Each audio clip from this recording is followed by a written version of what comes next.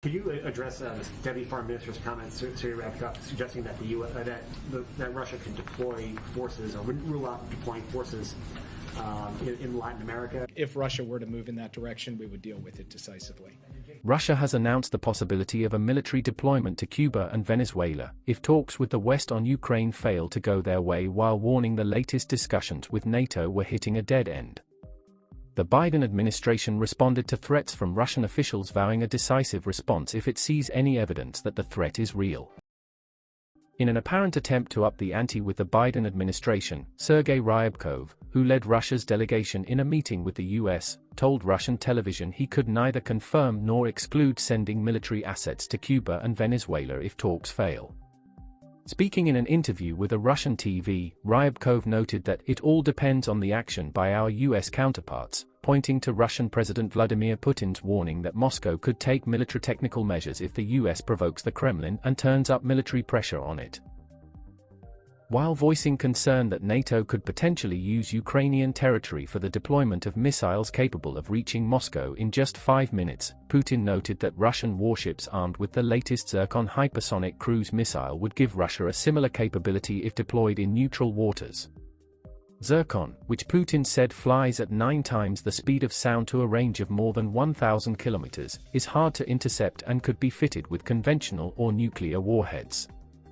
It's set to be commissioned by the Russian Navy later this year and installed aboard its frigates and submarines. At the end of a week of diplomacy that appears to have produced no progress, the U.S. National Security Advisor, Jake Sullivan, said the U.S. had intelligence that Russia was preparing to fabricate claims of an imminent Ukrainian attack on Russian forces as a pretext for invasion. He said, "We saw this playbook in 2014. They are preparing this playbook again." Sullivan said that the administration would share more of the intelligence in the following 24 hours. Sullivan said no dates had been set for any further talks, but added, "We're in communication with the Russians and we'll see what comes next." Asked about Russian officials' suggestion of Russian deployments in Cuba or Venezuela, Jake Sullivan would not respond to bluster. To hold more talks with the Russians, Jake? There are no dates set for any more talks. We have to consult with allies and partners first. We're in communication with the Russians, and we'll see what comes next. Jay, could you address the Deputy Foreign Minister's comments to wrap up, suggesting that that Russia could deploy forces or wouldn't rule out deploying forces in Latin America? Is that something that the U.S. is concerned about? Is that something that came up in those discussions? I'm not going to respond to bluster in the public commentary. That wasn't raised in the discussions at the Strategic Stability Dialogue. If Russia were to move in that direction, we would deal with it decisively. Tensions have been rising between Washington and Moscow since December, when Russia began amassing tens of thousands of troops on its border with Ukraine. Russian officials, including President Vladimir Putin, have not ruled out an invasion. Talks have taken place among Russian, American, European, and NATO officials over the past 3 days across Europe, but officials have not reported any breakthroughs. Sullivan said that the Russian diplomats had not mentioned the prospect of military deployments in Cuba or Venezuela during their meetings. Ryabkov last month compared the current tensions over Ukraine with the 1962 Cuban Missile Crisis, when the Soviet Union deployed missiles to Cuba and the US imposed a naval blockade around the island. That crisis ended after then US President John F. Kennedy and Soviet leader Nikita Khrushchev agreed that Moscow would withdraw its missiles in exchange for Washington's pledge not to invade Cuba and the removal of US missiles from Turkey. Some Cuban exiles have been closely watching the Biden administration's standoff with Russia and China, with the hopes that a new geopolitical realignment would entice the Biden administration to claim Cuba in the US circle of influence and more actively seek regime change on the island. Ryabkov's comments could add to the speculation that the Caribbean island could again become entangled in a replay of the Cuban Missile Crisis. The governments of Cuba and Venezuela have not publicly responded to the comments.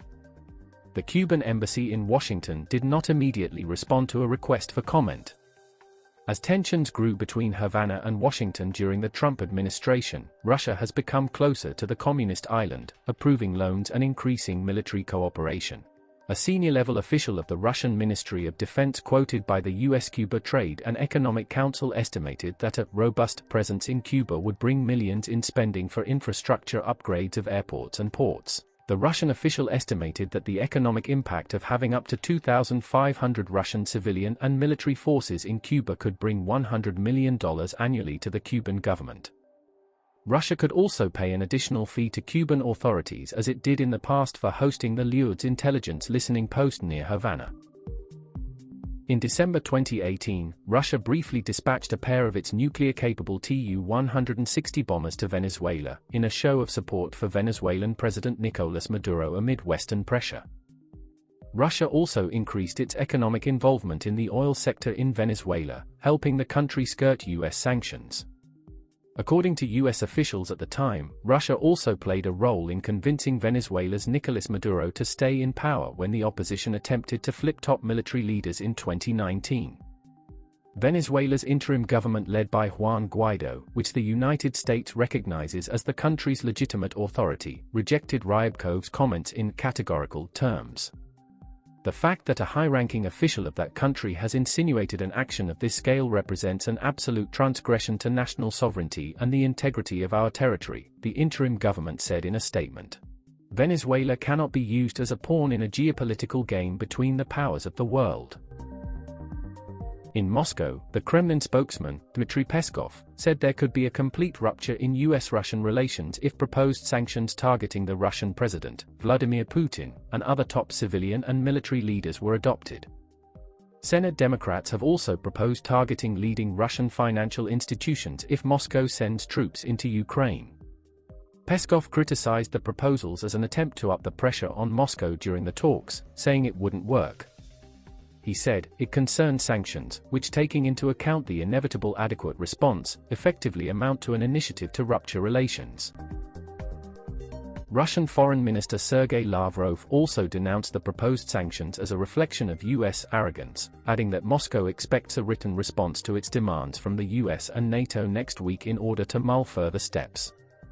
Peskov rebuffed the West's calls for Russia to help de-escalate tensions by pulling back troops from areas near Ukraine, noting that the country is free to move them wherever it wants on its own territory. He said, it's hardly possible for NATO to dictate to us where we should move our armed forces on Russian territory. There will be no deficit of a political will to continue the negotiations. Polish Foreign Minister Zbigniew Rau, who assumed the position of the OSCE chairman in office, noted in his opening speech that the risk of war in the OSCE area is now greater than ever before in the last 30 years. He said, for several weeks, we have been faced with the possibility of a major military escalation in Eastern Europe.